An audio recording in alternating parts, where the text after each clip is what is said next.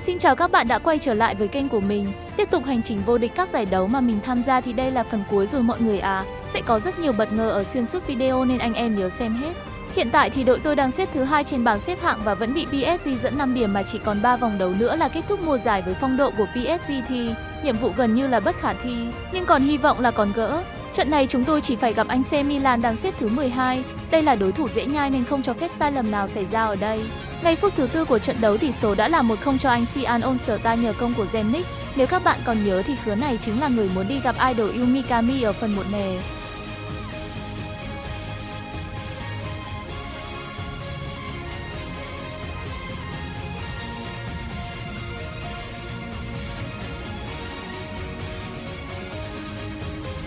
Một pha phạm lỗi của anh AC Milan ngay trước vòng 16m50 chả khác nào của penalty cho đấng Tazemi của đội tôi cả.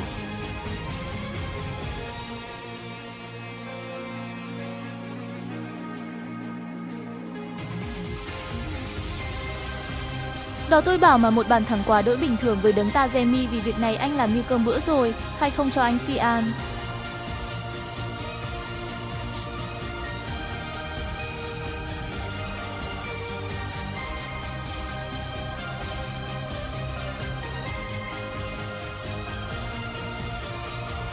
Sau khi ghi 2 bàn quá dễ dàng, đội tôi đã thi đấu có phần chủ quan và để anh AC Milan ép sân lại.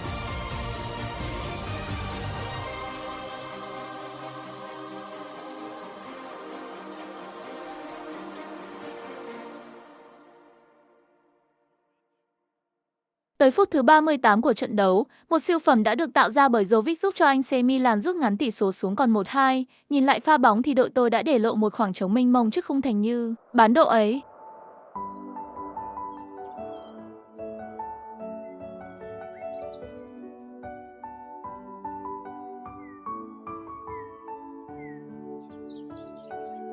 Sang đầu hiệp 2, sau pha sai lầm của hậu vệ, đội bạn Vũ Lỗi đã chớp lấy thời cơ này nâng tỷ số lên 3-1 cho đội tôi, thiết lập lại thế dẫn 2 bàn.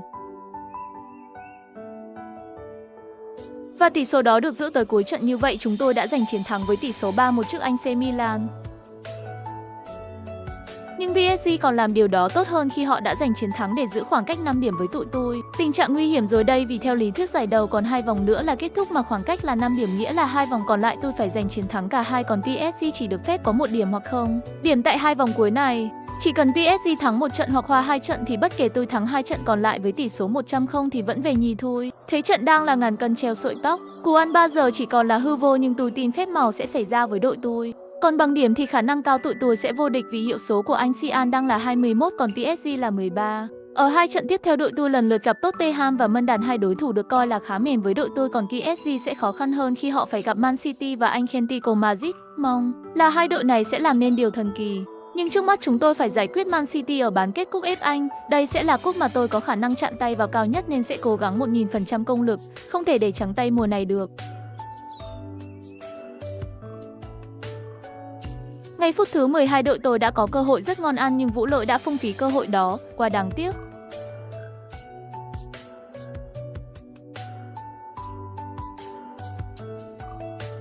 Nhưng không phải thất vọng quá lâu khi khoảng 10 phút sau đấng Tazemi đã lên tiếng rất dõng dạc ghi bàn thắng mở tỷ số cho anh Sian. Kết thúc hiệp 1 tỷ số là 1-0 nghiêng về đội của tôi. Hiệp 2 hứa sẽ bùng nổ hơn rất nhiều của cả hai đội.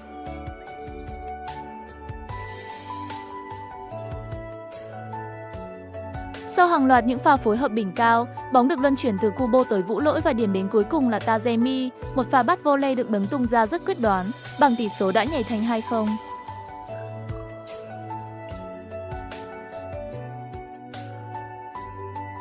Man City sụp đổ rất nhanh khi bàn thắng thứ 3 tới chỉ sau bàn thắng thứ 2 ít phút, 3-0 cho anh Sian Onserta. Tỷ số này cũng được giữ nguyên cho tới cuối trận và chúng tôi băng tiến vào trận chung kết, và đối thủ trận chung kết chính là Phấn Đào. Khá bất ngờ với đối thủ trận chung kết này đấy ha ha. Quay lại với giải đấu chính thứ thì Tottenham là đối thủ mà chúng tôi phải vượt qua, không vượt qua thì chỉ có mất chức vô địch. Rất nhanh chóng trận đấu được bắt đầu với đội giao bóng là anh Sian Onserta.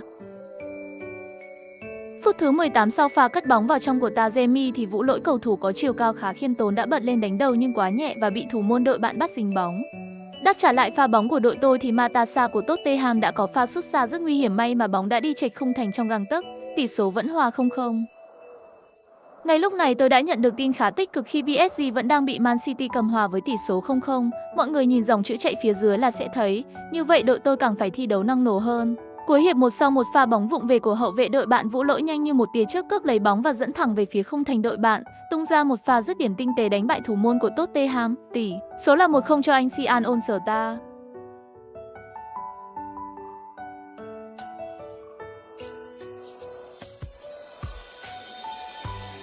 Kết thúc hiệp 1 đội tôi vẫn dẫn trước với tỷ số 1-0 nhưng có một tin buồn là PSG đang dẫn Man City 1-0, cố lên nào Man mời Motti ơi.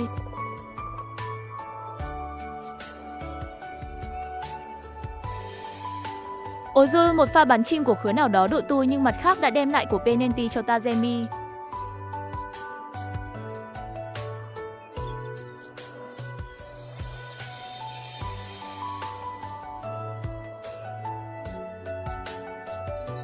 Và không nằm ngoài dự đoán, một siêu phẩm đã được vẽ ra tỷ số là 2-0, chiêm ngưỡng lại siêu phẩm này nào hi hi.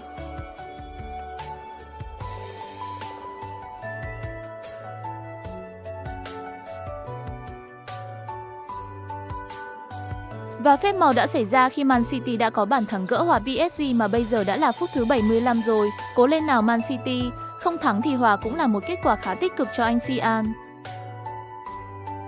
Phút 80 tỷ số được nâng lên là 3-0 nhờ công của Nakamura.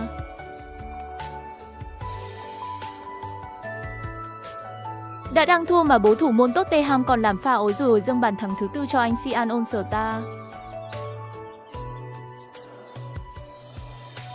Trong khi đó Man City vẫn đang quật cường cầm hòa PSG ở phút thứ 88, còn mấy phút nữa thôi, cố lên Man City ơi. Tỷ số 4-0 được giữ tới cuối trận, đồng thời PSG cũng bị Man City cầm hòa. Cảm ơn người anh hùng hàng xóm của Cảm của Mân Đàn nhé. Ngay trận tiếp theo sẽ là lượt trận cuối cùng của mùa giải. Điều kiện để đội tôi lên ngôi là đội tôi buộc phải thắng còn PSG buộc phải thua. Chỉ cần PSG có một điểm thì tôi có cố gắng tới mấy cũng thành công cốc. Dù đối thủ chỉ là đội bóng tới từ rạp xiếc nhưng với chúng tôi thì đây là trận chiến sống, còn nên tôi tung ra đội hình mạnh nhất mà mình sở hữu. Đội bạn có hai diễn viên hài bậc nhất, đó là ông Haha và Haji Makai. Những phút đầu tiên tôi nhường thế trận cho MU để các diễn viên hài còn có chút đất diễn.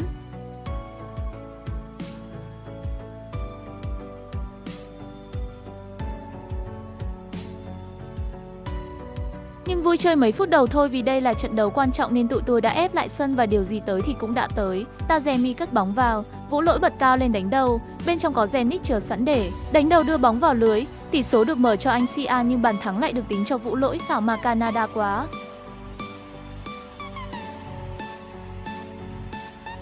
Nên mọi người nhìn lại xem Zenit đánh đầu vào hay là Vũ lỗi.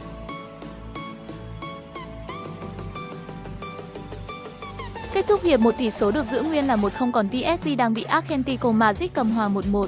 Nếu tỷ số này được giữ nguyên thì PSG mới là đội nên ngôi.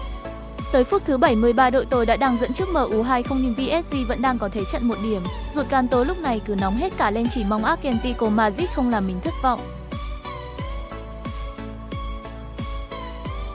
Phút thứ 79 tỷ số đã là 3-0, chiến thắng đã nằm chắc trong tay của anh Sean, chỉ chờ kết quả tại sân công viên các hoàng tử thôi. Kết thúc trận đấu với một bàn thắng được ghi nhưng mà là MU ghi bàn. Giờ tôi chỉ hồi hộp chờ kết quả trận PSG thôi anh em ạ.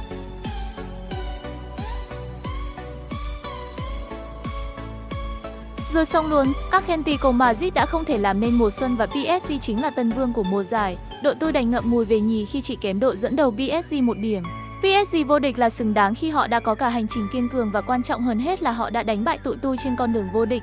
Thôi thì mùa sau tôi cùng nhau làm lại. Nhưng trước mắt là trận chung kết Cúp FA Anh với Phấn Đào. Đây là chiếc cúp danh dự và cũng là cơ hội cuối cùng để anh Sean lên ngôi vô địch, níu kéo lại niềm hy vọng của cổ động viên trong mùa giải năm sau, cùng nhau hướng tới chức vô địch Cúp FA Anh nào. Ôi của In Châu đầu trận ách vãi cất anh em ạ. Đúng là tính chất của một trận chung kết có khác hoành tráng khiết.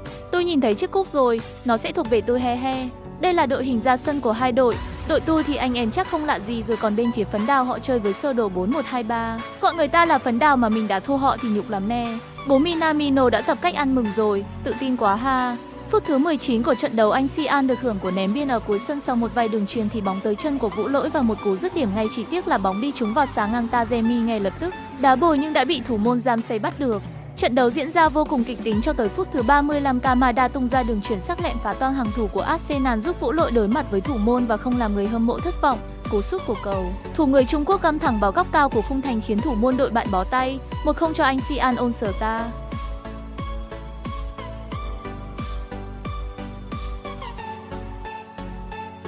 Sang hiệp 2 đội tôi chủ yếu chơi lùi sâu bảo toàn tỷ số, còn Arsenal tăng cường tấn công nhưng khả năng phối hợp của họ rất rời rạc. Mãi tới phút 80 của trận đấu họ có pha đá phạt nhưng cú sút lại đi trúng vị trí thủ môn đội tôi. Trận đấu chung kết kết thúc với tỷ số 1-0 cho anh Xian Onserta nhưng lại không có khoảnh khắc nâng cúp, chán ban tổ chức quá.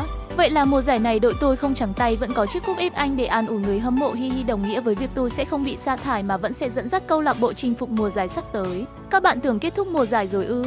No, đội tôi còn được mời tham gia trận đấu giao hữu với các ngôi sao trong giải đấu. Đây sẽ là một trận đấu rất hay giữa các ngôi sao châu Á và các ngôi sao thế giới. Vì thế tôi đã tung ra đội hình có chỉ số gần như là cao nhất để đối đầu với các ngôi sao bên kia, mặc dù họ chơi không đúng vị trí nhưng tôi mặc kệ vì đằng nào cũng chỉ là một trận giao hữu.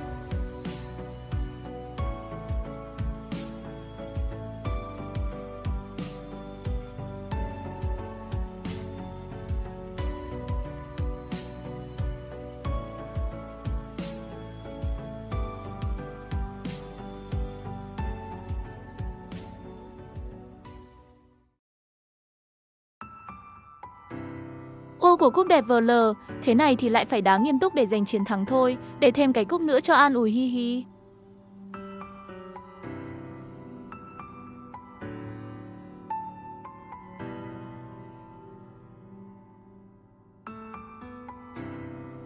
Nhìn đội hình các ngôi sao thế giới khủng quá, không biết các ngôi sao châu Á phải vào lưới nhặt bao nhiêu trái bóng đây. Hiệp 1 đội các ngôi sao châu Á sẽ giao bóng trước và bảo vệ khung thành phía tay trái của các bạn. Ngay mấy phút đầu các ngôi sao thế giới chơi rất rắn, khi đó là pha phạm lỗi rất thô bạo của Saliba với ta. Jamie và anh ta đã phải nhận một chiếc thẻ vàng, đồng thời ta Jamie đã được đá một quả pen.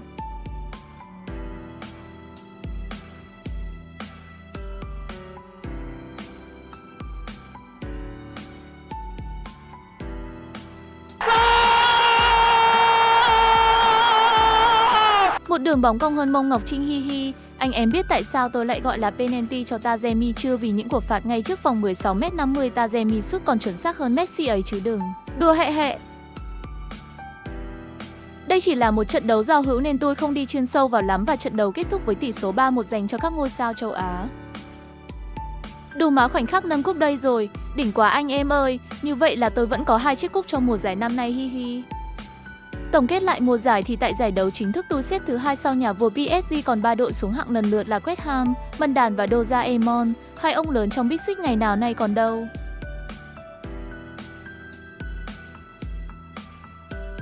Còn ở giải đấu mà tôi bị loại thì AC Milan mới là đội lên ngôi vô địch chứ không phải Liverpool, đội đã loại đội tôi ở vòng 32 đội. Ở FA Anh Cup thì đội tôi đã lên ngôi vô địch sau khi đánh bại pháo thủ Arsenal.